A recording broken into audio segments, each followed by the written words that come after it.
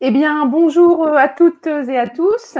Très heureuse de vous retrouver pour ce 5e rendez-vous d'actualité webinaire, aujourd'hui consacré aux restructurations, avec les IRP face aux restructurations, avec des éléments d'anticipation et de compréhension qui vont être délivrés par Pauline Derville, qui est formatrice à l'IREO et qui a accepté d'intervenir dans le cadre de ce cycle de webinaire.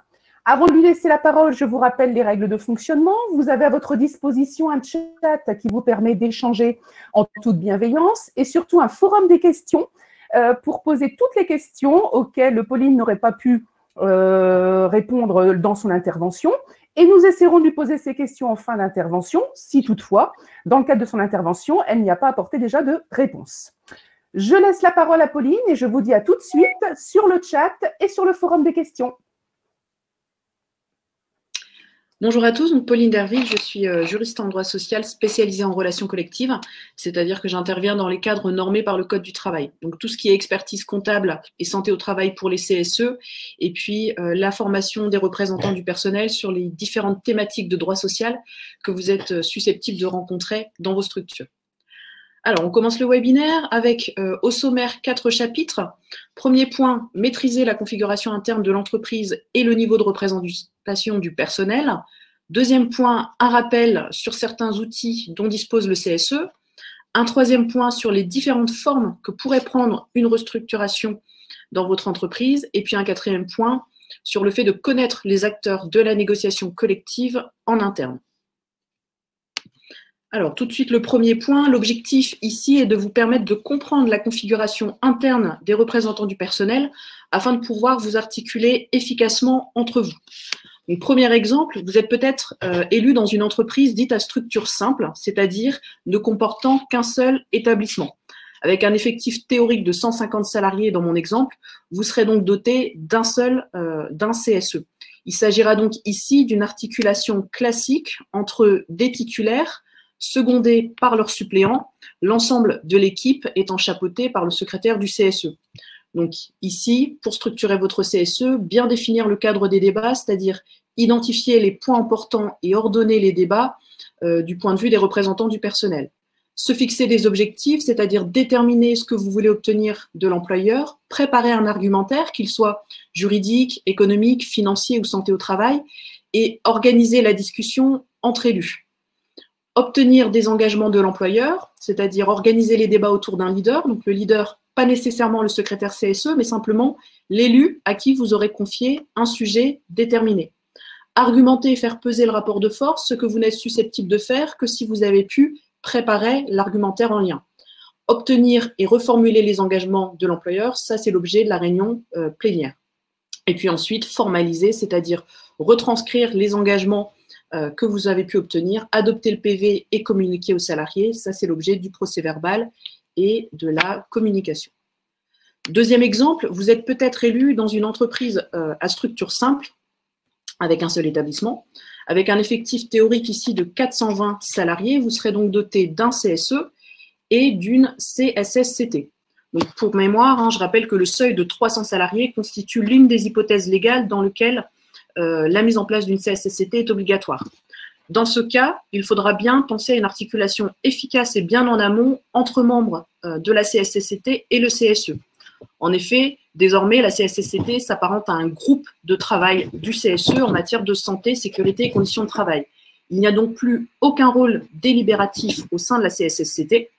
Aussi, dans le cadre d'une réorganisation, par exemple, si vous souhaitez qu'une expertise soit mandatée sur la suppression des postes et l'impact en matière de charge de travail, cela ne pourra avoir lieu qu'en séance plénière du CSE. Donc aujourd'hui, c'est bien le CSE qui est l'unique instance délibérative et qui pourra valablement émettre un avis ou voter le recours à une expertise. Troisième exemple, vous êtes peut-être élu dans une entreprise dite à structure complexe, c'est-à-dire une entreprise comprenant plusieurs établissements, magasins ou agences selon la terminologie propre à votre secteur d'activité. Dans ce cas-là, lors des dernières élections professionnelles, des établissements distincts ont pu être déterminés afin d'instaurer différents niveaux, différents degrés de représentation du personnel. Prenons un exemple avec cette entreprise complexe comptabilisant 525 salariés répartis sur 7 sites. Si 3 établissements distincts ont été déterminés, il en découlera alors 3 CSE d'établissements avec un nombre de titulaires qui sera fonction du nombre de salariés dans le périmètre attribué. 3 CSE d'établissements, ils seront donc chapeautés par un CSE central qui, on va l'imaginer, comportera 10 titulaires. Cette entreprise franchissant le seuil de 300 salariés au niveau global de l'entreprise, il y aura également une CSSCT au niveau central. Dans ce cas-là, il faudra penser à une articulation efficace, aussi bien sur le plan horizontal au sein de chaque CSE d'établissement et entre CSE d'établissement, mais également sur le plan vertical avec le CSE central. En effet, je rappelle que dans une structuration comme celle-ci, comme dans une pyramide comme ici, tout ce qui concerne l'entreprise relève en principe du CSE central. Ainsi, les projets décidés au niveau de l'entreprise qui ne comportent pas de mesures d'adaptation spécifiques à un ou plusieurs établissements relèvent en principe de la seule compétence du central. Donc, dans le même sens, les projets importants concernant l'entreprise en matière économique, financière ou santé au travail relèvent en principe du central. Attention donc, contrairement aux idées reçues, il n'y a pas systématiquement d'obligation d'organiser une double consultation au niveau local pour les CSE d'établissement. Il faudra donc anticiper, échanger et communiquer suffisamment en amont avec vos élus du central. Si vous souhaitez que certains aspects concernant les sites de votre périmètre soient débattus en centrale ou que certaines spécificités soient prises en considération, il faudra avoir dès à présent l'identité et les moyens de communication avec vos interlocuteurs du central et puis avoir également une connaissance de leur agenda. Même chose avec la CSSCT centrale sur les aspects de santé au travail. Autre exemple, vous êtes peut-être élu dans une entreprise à structure complexe, donc multisite. Prenons ici l'exemple d'une entreprise qui comptabiliserait 1200 salariés répartis sur 7 sites. 3 CSE, 3 établissements distincts auraient été déterminés. Il en découlera donc 3 CSE d'établissements. 3 CSE d'établissements avec un CSE central pour les chapeauter. Ici, l'entreprise franchit le seuil de 300 salariés au niveau global de l'entreprise. Il y aura donc également une CSSCT centrale. Et puis, un établissement franchit également le seuil de 300 au niveau local. Donc, cela imposera également la mise en place d'une CSSCT locale avec dans son périmètre les salariés du CSE d'établissement dont elle dépend. Donc, dans ce cas également, une connaissance de vos interlocuteurs s'imposera aussi bien sur le plan horizontal que sur le plan vertical. Enfin, vous êtes peut-être élu dans une entreprise multisite. Toutefois, compte tenu de l'absence d'autonomie des chefs d'établissement, aucun établissement distinct n'a été retenu. On a alors ici un CSE unique dont le nombre de titulaires correspondra à l'effectif global de l'entreprise, c'est-à-dire tous sites confondus. Dans cette hypothèse, il est toutefois possible que l'employeur ait consenti à mettre en place des représentants de proximité au niveau local. Donc, dans ce cas-là, et dans l'hypothèse d'une réorganisation, une bonne transmission des informations sera également requise, ceci afin de permettre aux représentants de proximité de redescendre rapidement une information fiable auprès des collègues et répondre ainsi à leurs interrogations. Et ceci tout en continuant d'assurer les autres missions que le CSE lui aurait confiées. Donc, en conclusion, une défense efficace de l'intérêt des salariés passe par la maîtrise du cadre de votre débat, c'est-à-dire connaître l'identité de vos interlocuteurs à tous les degrés, aussi bien horizontalement que verticalement, et mettre en place des moyens de communication adaptés à votre configuration interne. Se fixer des objectifs et les faire remonter, le cas échéant, lors des réunions préparatoires en fonction du niveau de consultation, c'est-à-dire en fonction de ce qui relève de la consultation entreprise centrale ou de la consultation locale. Argumenter et faire peser le rapport de force en vous articulant bien en amont avec vos interlocuteurs intervenant en centrale, et puis récupérer les informations rapidement afin de pouvoir apporter des éléments de réponse fiables et précis aux interrogations de vos collègues. Donc attention, vous avez pu remarquer que les ordonnances en droit social sont nombreuses, et récemment encore, afin de favoriser la reprise rapide de l'activité économique, des ordonnances ont été prises afin de pouvoir déroger au délai de transmission préalable de l'ordre du jour aux membres d'un CSE d'établissement ou d'un CSE central, qui peuvent désormais être réduits par rapport aux délais normaux de 3 et 8 jours. Donc là-dessus, faites bien attention, je crois qu'il y a un webinaire de l'IREO sur cette thématique.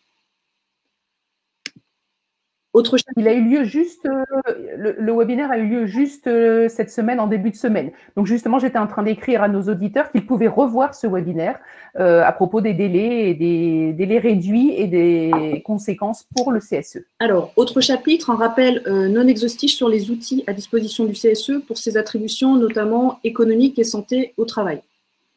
Donc, en temps normal, et plus particulièrement dans un contexte de crise sanitaire et économique que nous rencontrons, il est important de connaître et suivre l'environnement économique et la situation financière de l'entreprise. Donc, je vous rappelle que vous avez à votre disposition la BDES, qui contient un certain nombre d'informations RH, économiques et financières sur votre structure. Vous trouverez dans ces différents onglets obligatoires l'évolution des effectifs par type de contrat, la pyramide des âges, la pyramide des anciennetés dans votre structure. Vous trouverez également les emprunts, les dettes financières, dont les échéances et charges financières, ou encore la rémunération des actionnaires, les aides publiques, exonération ou réduction de cotisations sociales dont a pu bénéficier votre entreprise. Donc, je rappelle que cette BDES est d'ordre public dans toutes les entreprises de 50 salariés et plus, obligatoirement au format numérique dans les structures de plus de 300.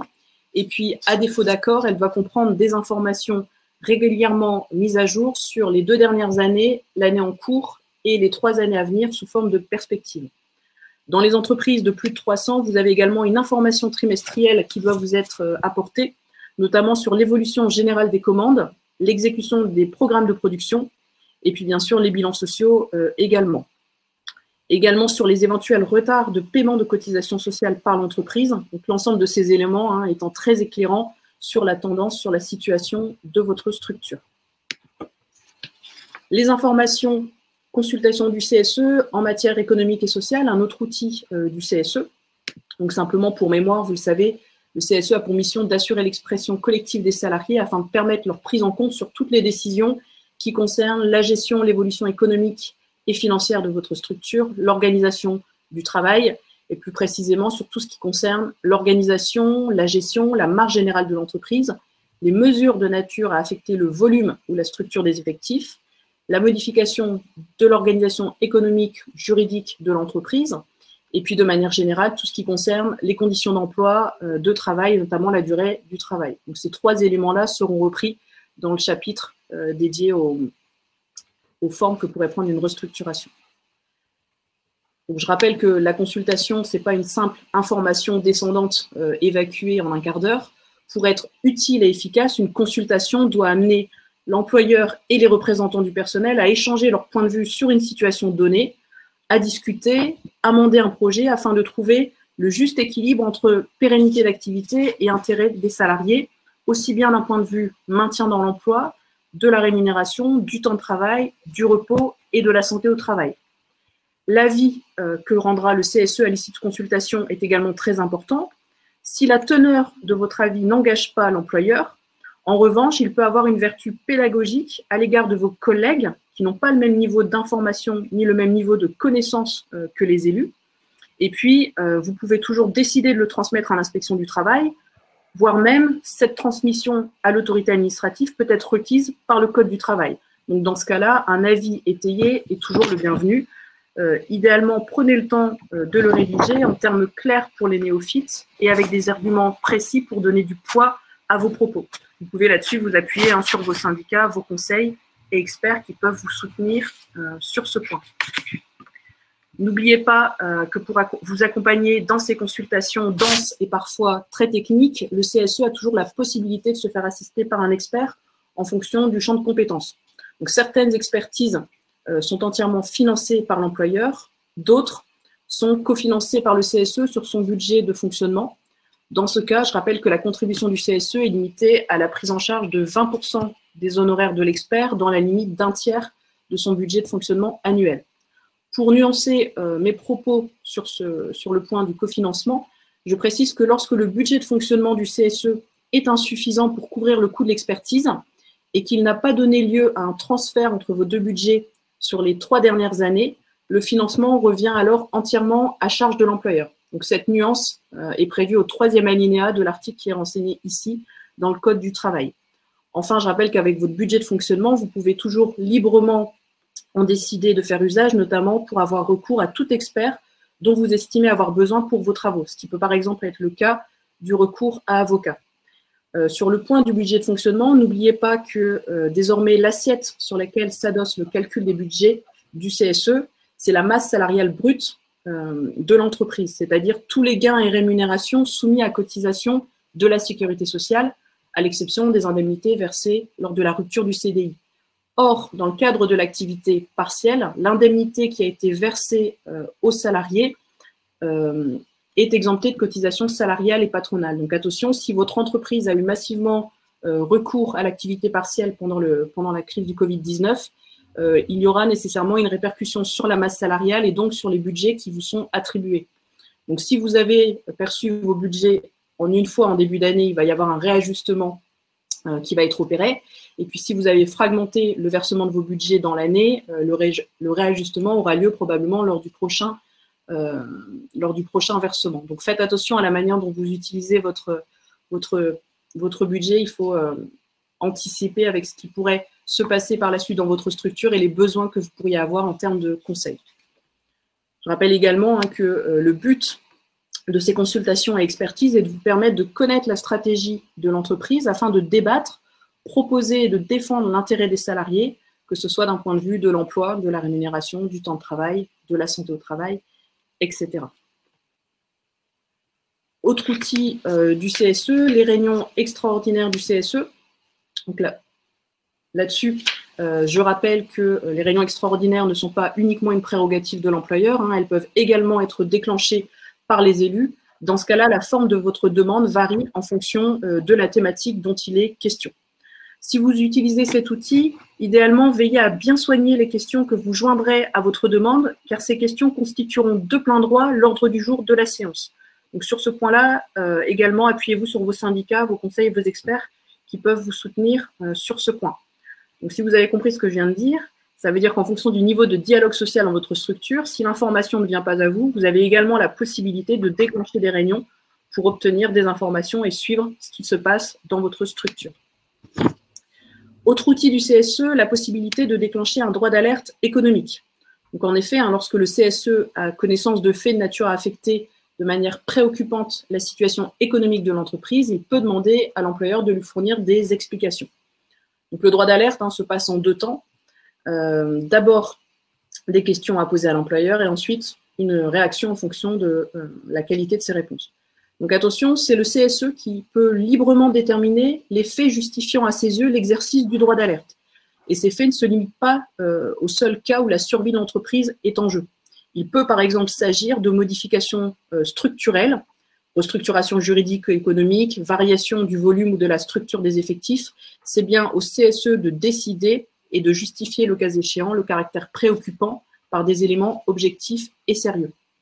Donc cette demande sera inscrite à l'ordre du jour et donc l'employeur devra répondre aux interrogations du CSE.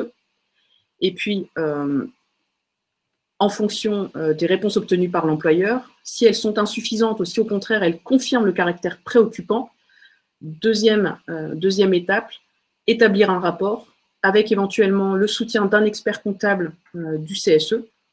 Et puis au terme de cette procédure, ce sera au CSE d'émettre un avis sur la possibilité de saisir de ces conclusions le conseil d'administration, le conseil de surveillance de votre structure. Et puis cet organe aura forcément une obligation de répondre à vos interrogations dans le mois qui suivra la réunion. Donc ça, c'est un outil qu'il faut avoir en tête. Attention, vous êtes limité à un droit d'alerte économique par exercice comptable clos. Autre outil du CSE, les ordres de délégation. Donc n'oubliez pas que votre créditeur légal est mutualisable et reportable s'il vous reste des reliquats, dans la limite d'une fois et demie le créditeur et sous réserve d'informer l'employeur 8 jours avant. Donc pour avoir une fois et demie votre créditeur, vous prenez votre créditeur attribué par décret, vous multipliez par 1,5 et ça vous donne le maximum mutualisable ou reportable sur le mois suivant. Je rappelle également que le Code du travail prévoit expressément que le nombre d'heures de délégation peut être augmenté en cas de circonstances exceptionnelles. Donc la loi n'a pas défini ces circonstances exceptionnelles, donc on se réfère à une définition jurisprudentielle qui définit les circonstances exceptionnelles comme une activité inhabituelle qui nécessite de votre part un surcroît de démarches et d'activités qui débordent du cadre de vos tâches coutumières en raison notamment de la soudaineté de l'événement ou de l'urgence des mesures à prendre. Donc, au regard de la situation actuelle et sous réserve de l'appréciation des tribunaux, on pourrait considérer que la pandémie à laquelle on fait face et les conséquences pour les entreprises correspondent bien à ces circonstances exceptionnelles. Comme c'est aux élus d'apporter la preuve de l'existence de circonstances exceptionnelles afin d'éviter un éventuel contentieux, idéalement, il faudra adopter une résolution majoritaire en séance contextualisant le caractère exceptionnel de la situation si jamais vous pensez que vous allez dépasser votre créditeur légal. Enfin, en tant qu'élu, n'oubliez pas que vous avez des droits à formation. Si vous pensez qu'une restructuration guette votre entreprise, vous pouvez aller vous former sur ces thématiques afin d'élargir votre réflexion et préparer un plan d'action et être prêt le moment venu. Donc, les Réaux proposent ce type de formation. N'hésitez pas à les contacter là-dessus. Troisième chapitre, de manière synthétique, on va aborder ici les différentes formes que pourrait prendre une restructuration dans votre entreprise. Donc, vous le savez, la nécessité de l'adaptation aux changements, qu'ils soient sociaux, juridiques et économiques, c'est le quotidien de la vie d'une entreprise qui doit sans cesse s'adapter. Les restructurations peuvent donc avoir comme fait générateur aussi bien une situation de croissance, imposant une optimisation des moyens de production, de l'effectif, etc., qu'une situation de détresse financière. Dans tous les cas, quelle que soit sa motivation, une restructuration emporte des conséquences juridiques aussi bien sur l'activité, mais aussi sur les salariés au niveau des contrats de travail qui les lient à la société, sur les représentants du personnel qui sont impliqués dans ces procédures et concernés en tant que salariés, et puis parfois même sur la structure même de la société. Donc la réorganisation d'une entreprise peut prendre différentes formes, chacune s'inscrivant dans un cadre juridique différent. La difficulté à l'heure actuelle, c'est que si votre entreprise a été fortement impactée d'un point de vue économique et financier par le Covid-19, il est possible qu'on ne sache pas encore quelle forme de restructuration va prendre la réorganisation de votre structure. Classiquement, on pense au licenciement économique, mais il existe également d'autres formes de restructuration. Par exemple, il existe un certain nombre de situations où le contrat de travail d'un salarié va être transféré de son employeur d'origine vers un autre employeur. C'est ce qu'on appelle classiquement l'application de l'article L1224-1. Les licenciements économiques, vous connaissez. Les plans de départ volontaire autonomes. L'accord de performance collective qui peut être signé aussi bien dans un contexte de difficulté économique que hors de toute difficulté économique. Et puis la rupture conventionnelle collective. Alors, un mot concernant la rupture conventionnelle collective, que j'appellerais RCC. Cette RCC a pour finalité d'encadrer des départs volontaires exclusifs du licenciement ou de la démission. Donc la rupture conventionnelle collective exclut tout licenciement pour atteindre un objectif prévu en termes de suppression d'emploi. Donc elle repose sur la combinaison d'un accord collectif signé par DDS, par exemple, puis d'un accord individuel du salarié pour se voir appliquer l'accord. Pour autant, le régime de la RCC est totalement déconnecté du droit du licenciement économique. Donc, les RCC d'une part et les PSE d'autre part obéissent à des logiques différentes et suivent des procédures totalement distinctes. En principe, je vous rappelle que la RCC ne peut pas et ne doit pas être proposée dans un contexte de difficulté économique qui aboutit de manière certaine à la fermeture d'un site. Simplement parce que la fermeture certaine d'un site, ça aurait pour effet de fausser le caractère volontaire de l'adhésion au dispositif et ne pourrait pas permettre de maintenir l'emploi des salariés qui ne seraient pas candidats au départ. Donc en effet, s'il s'avère finalement que l'employeur détourne la mesure de sa finalité afin de contourner l'obligation de mettre en place un PSE, en particulier si les salariés font l'objet de pression, par exemple, pour obtenir leur consentement au départ, les juges pourraient tout à fait considérer qu'il s'agit en réalité d'un licenciement économique déguisé et l'employeur pourrait être lourdement sanctionné aussi bien d'un point de vue civil que pénal. Concernant l'application de l'article L1224-1, donc la loi prévoit des cas précis dans lesquels le transfert des contrats de travail est opéré de plein droit, lorsque les conditions de l'article L1224-1 sont réunies. Donc il s'agit par exemple de la succession, de la vente, de la fusion, de la transformation de fonds ou de la mise en société. Donc dans ce cadre-là, le contrat de travail du salarié est automatiquement transféré Et le salarié n'a absolument pas le choix. Ensuite, la jurisprudence a étoffé la portée de cet article L1224-1 en considérant qu'il s'appliquait à tout transfert d'une entité économique conservant son identité et dont l'activité peut être poursuivie ou reprise. Donc ici, c'est le cas d'une entreprise qui a plusieurs activités. Ici aussi, dans ce cadre-là, le transfert du contrat de travail des salariés est automatique et les salariés ne peuvent pas le refuser. Et ensuite, on peut prévoir l'application volontaire de cet article L1224-1 lorsqu'on décide de se séparer d'une branche d'activité, d'un secteur d'activité de l'entreprise. Et lorsque l'application est ici volontaire, l'accord, le consentement du salarié sera requis. Et donc ici, éventuellement, le salarié pourra refuser et dans ce cas-là, être licencié, notamment licencié économique. Donc en conclusion sur cet article L1224-1, il faut retenir que dans chaque cas concret, il conviendra de vérifier si on est sur une application légale ou jurisprudentielle ou si on est sur une application volontaire et quelles sont les conséquences sur le contrat de travail du salarié. Est-ce qu'il a le choix d'être transféré ou pas? Est-ce qu'il peut être licencié économique ou pas? Dans la pratique, c'est assez technique, les choses ne sont pas toujours très clairement établies et il faudra donc être particulièrement vigilant aux circonstances, à la rédaction de la convention et ses conséquences d'un point de vue social, individuel et collectif. Les accords de Pauline, Pauline, on a quelques difficultés avec ton micro. Si tu veux bien, ça frotte. Il y a un... Ah. Voilà. Merci, Pauline. Ça va aller mieux, je pense. Bon, j'espère. Les accords de performance collective. Si vous suivez l'actualité sociale, vous avez peut-être entendu plusieurs personnalités évoquer le fait que les salariés devraient travailler plus. C'est écrit ici. Donc, il faudrait réduire les congés payés. Bref, toucher à la fameuse notion du temps de travail. Donc, vous le savez, les accords de performance collective, en synthèse, peuvent être conclus afin de répondre aux nécessités liées au fonctionnement de l'entreprise ou en vue de préserver ou de développer l'emploi. Donc, ces deux hypothèses qui sont prévues par le Code du travail correspondent tout à fait à l'actualité, qu'on soit dans un contexte de difficulté économique ou pas. Dans ces cas-là, si on signe un tel accord dans l'entreprise, on va donc pouvoir aménager la durée du travail, ses modalités d'organisation et de répartition. On va pouvoir toucher à la rémunération avec une certaine limite, c'est-à-dire l'obligation de respecter les salaires minima hiérarchiques définis par la branche. Et puis, on pourra également imposer la mobilité géographique ou professionnelle aux salariés. Donc, vous voyez ici, si le salarié s'oppose à l'application de l'accord qui serait signé par ses délégués syndicaux, il pourrait être licencié pour un motif sui generis, c'est-à-dire un motif fondé sur le refus de l'accord. Attention, dans le cadre de l'accord de performance collective, il ne s'agit absolument pas d'un licenciement économique si le salarié refuse, avec les garanties prévues par la loi. Donc ça, ce sont des accords assez techniques.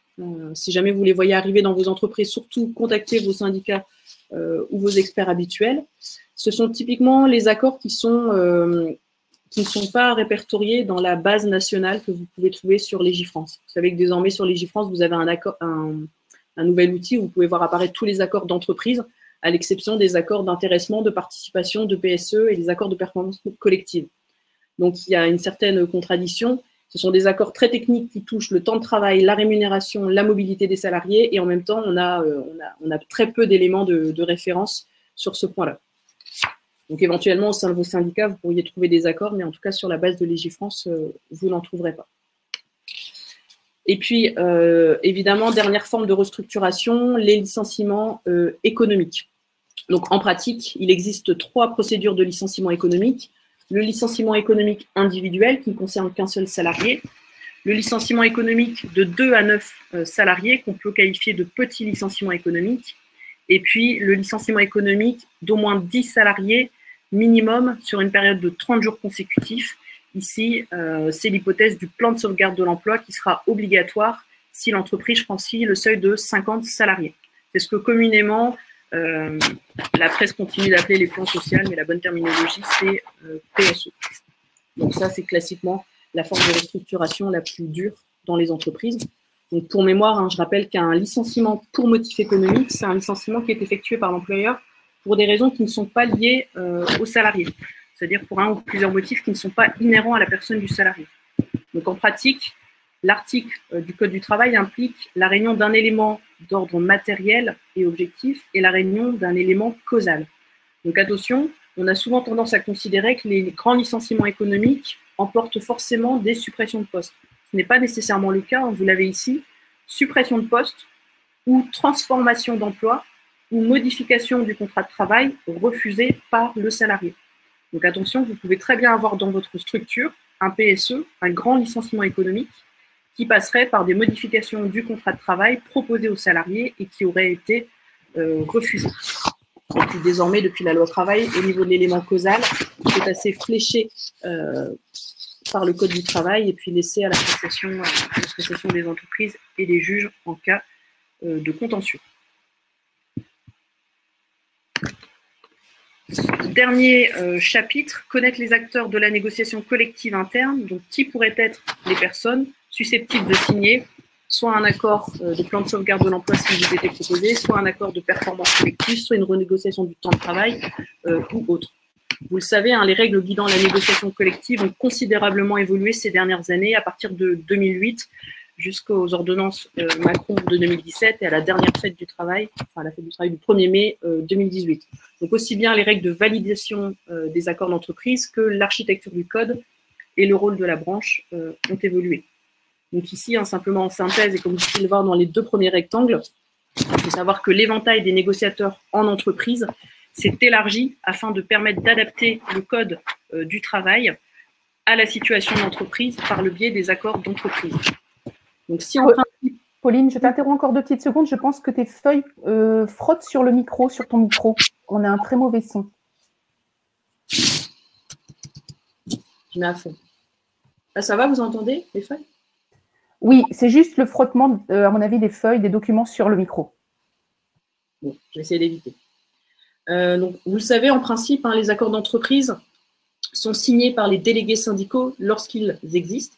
Mais les ordonnances Macron ont largement élargi et renforcé les modalités de négociation dans les entreprises dépourvues de délégués syndicaux. Donc, vous aurez le support, évidemment, et vous pourrez vous référer à ce tableau. Simplement en synthèse, hein, il faut retenir que les règles de conclusion des accords d'entreprise varient en fonction de l'identité des négociateurs côté salarié. Donc ça peut être désormais, lorsqu'il n'y a pas de DS, des représentants du personnel, donc des membres du CSE, les titulaires, ou encore un salarié lambda mandaté. Et puis pour le cadre le plus classique, dans les entreprises avec délégué syndical, donc je vous rappelle en synthèse l'évolution des règles de validité des accords d'entreprise avec, en 2008, les seuils que vous connaissez tous, les seuils de 10%, de 30% et de 50% en matière de représentativité syndicale. Donc ces fameux seuils qui ont été inversés au fil du temps. Donc désormais, on est sur la règle du principe de l'accord majoritaire qui est applicable depuis le 1er mai 2018. Donc vous trouverez la règle à l'article L2232-12 du Code du travail que je vous laisse aller prendre connaissance dans le détail. Et puis simplement un schéma simplificatif pour vous rappeler la manière dont on applique cet article. Donc ce fameux article est scindé en plusieurs alinéas.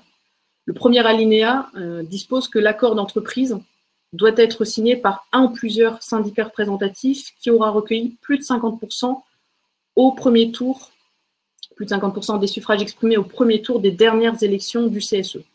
Si cette condition de 50% est acquise par un seul syndicat ou par une intersyndicale, l'accord sera valide et s'appliquera immédiatement aux salariés. C'est le principe même de l'accord majoritaire. Si jamais cette condition de 50% n'est pas acquise, mais que l'accord est tout de même signé par 30% de syndicats représentatifs, dans ce cas-là, un référendum des salariés devra venir confirmer cette signature et valider définitivement l'accord signé de manière minoritaire. Donc attention, cette nouvelle règle, cette inversion des seuils implique que vous devez maîtriser l'audience électorale recueillie par les autres syndicats, si jamais il y en a dans l'entreprise, voir un petit peu votre propre poids. Est-ce que vous êtes ultra majoritaire, minoritaire? Est-ce que vous aurez besoin éventuellement de faire des alliances? Et puis, idéalement, travailler en intersyndical avec vos homologues délégués syndicaux pour éviter, par exemple, qu'un mauvais accord ne soit signé si vous considérez que, du point de vue des salariés, il n'y a pas d'équilibre dans l'accord qui vous est proposé. Ici, une frise pour illustrer les autres délais qui sont mentionnés dans cet article du Code du travail, les délais de 1 mois, de 8 jours et de 2 mois. Alors simplement, à partir du moment où un accord d'entreprise est signé par des syndicats minoritaires, c'est-à-dire qui recueillent 30% des suffrages exprimés au premier tour des dernières élections du CSE. Ici, les syndicats ont 1 mois pour demander à l'employeur la tenue d'un référendum des salariés. Donc, la demande syndicale du référendum, c'est 1 mois à partir de la signature de l'accord. Une fois que cette demande est exprimée, il y a un délai de 8 jours qui s'écoule afin de tenter de convaincre les autres DS de l'entreprise de rejoindre la signature de l'accord. Si jamais vous parvenez à convaincre les autres DS de signer avec vous l'accord, dans ce cas-là, on aura atteint largement les 50% et l'accord sera valide sans qu'il n'y ait plus de nécessité d'organiser un référendum. Si jamais à l'issue de ces 8 jours, vous n'arrivez pas à convaincre les autres DS, dans ce cas-là, donc échec de la tentative de convaincre les autres DS, dans ce cas-là, l'employeur aura 2 mois pour organiser le référendum avec un protocole ad hoc pour consulter les salariés. Donc attention, en interne, il conviendra bien de savoir si vous pouvez signer seul ou pas un accord, ou si à l'inverse, une intersyndicale est nécessaire pour valider un accord d'entreprise immédiatement ou à défaut pour déclencher la tenue d'un référendum. Donc n'oubliez pas, l'accord de performance collective peut permettre de toucher au temps de travail, à la rémunération ou à la mobilité, qui sont des éléments souvent inclus dans le contrat de travail de vos collègues. Et donc simplement, une fois, maintenant que ce principe de validité des accords est acquis, je vous rappelle que dans le Code du travail, vous pourrez voir apparaître parfois cette nuance, un accord d'entreprise conclu dans les conditions prévues au premier alinéa de l'article L2232-12. Lorsque vous voyez cette nuance, ça veut dire qu'on est sur un accord majoritaire fermé à tout référendum d'entreprise. Donc, ce sont des hypothèses qui sont prévues par le Code du travail pour certaines négociations ultra techniques. Lorsque vous avez cette rédaction un peu nébuleuse, ça veut dire qu'on est sur un accord qui ne peut se signer que par une majorité de syndicats en fonction des suffrages exprimés lors du premier tour des élections professionnelles. Voilà, je crois que c'est terminé, oui. Eh bien, merci beaucoup, Pauline, pour cette brillante explication sur les IRP face aux restructurations. Alors, bien sûr, une série de questions que je me propose de te poser. Alors, je n'aurai pas le temps de poser toutes les questions. J'en ai sélectionné quelques-unes. Alors, première question de Sophie, tout d'abord, qui nous demande, dans le cas d'une prochaine fusion-absorption de notre société de 56 salariés, quelle expertise peut-on déclencher et qui la paye, en sachant que nous avons un petit budget de fonctionnement de pas plus de 3 000 €? La fusion-absorption, il me semble qu'elle est cofinancée, celle-là. Il faut aller revoir dans les articles du Code du travail qui sont mentionnés dans le support du PowerPoint. Vérifiez également au niveau de vos comptes que vous n'avez pas procédé sur les 3 dernières années précédentes à un transfert, parce que dans l'hypothèse, vous ne pourriez pas assurer votre quote-part sur le budget de fonctionnement. Le retour à 100% du financement par l'employeur, c'est uniquement si vous n'avez pas procédé à un transfert sur les 3 dernières années. Donc, en fait, ça impose au CSE de bien gérer leur budget et de bien les anticiper si jamais à un moment vous souhaitez que ça revienne 100% du financement de l'employeur. D'accord. Du travail qui sont mentionnés dans le support.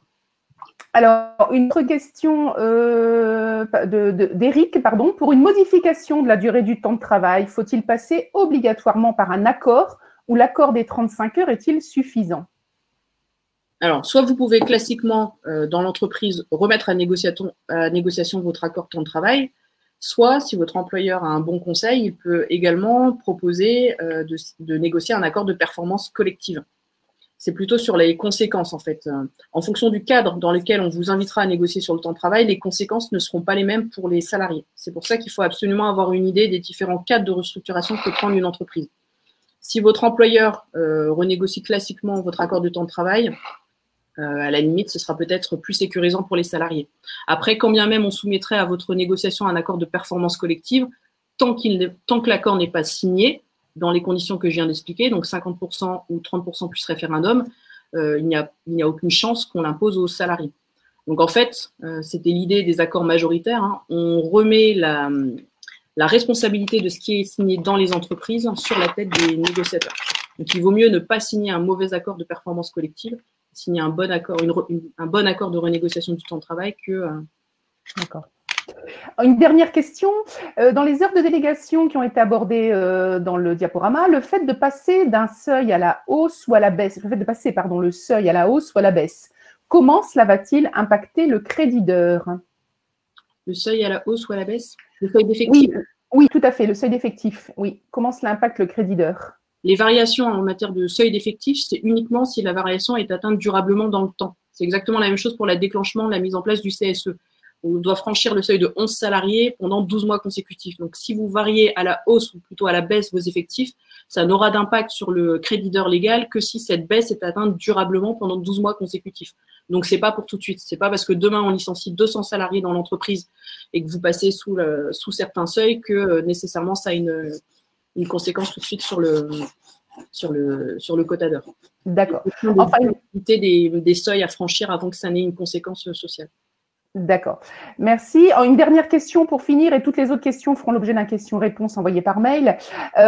Pour un licenciement économique, l'employeur qui justifie d'un découvert simplement sur les comptes de l'entreprise a-t-il le droit de profiter donc de la situation sanitaire actuelle pour dire que comme il n'y a pas d'entrée d'argent, eh bien, on peut envisager des licenciements ou des restructurations? Ça pourrait. Vous aurez dans le support la slide qui résume les licenciements, les motifs, donc la cause d'un licenciement économique. Vous avez donc classiquement la baisse du carnet de commandes ou du chiffre d'affaires avec un comparatif qui est exigé par rapport à l'année N-1. Et vous avez une certaine latitude qui est laissée aux entreprises avec tout autre élément économique et financier qui est présenté par l'employeur. Donc potentiellement oui. Après, c'est sous réserve de l'appréciation des tribunaux. Si jamais vous estimez en interne que ce motif est un peu léger et que vous mettez en place un plan de bataille pour démonter le motif économique.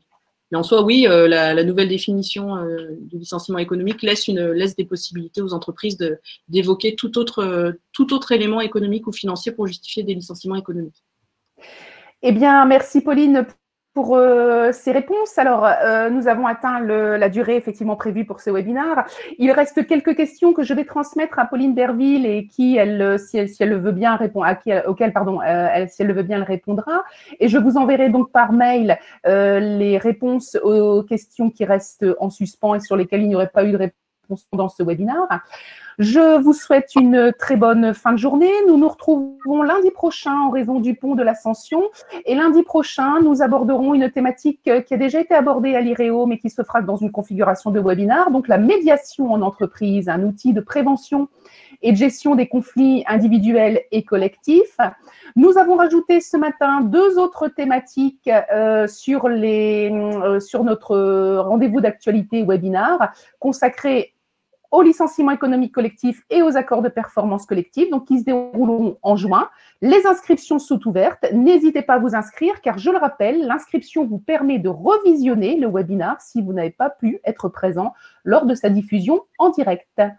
Je vous souhaite une très bonne journée, un très bon week-end par avance, et je vous donne rendez-vous à lundi. Merci. Merci, au revoir.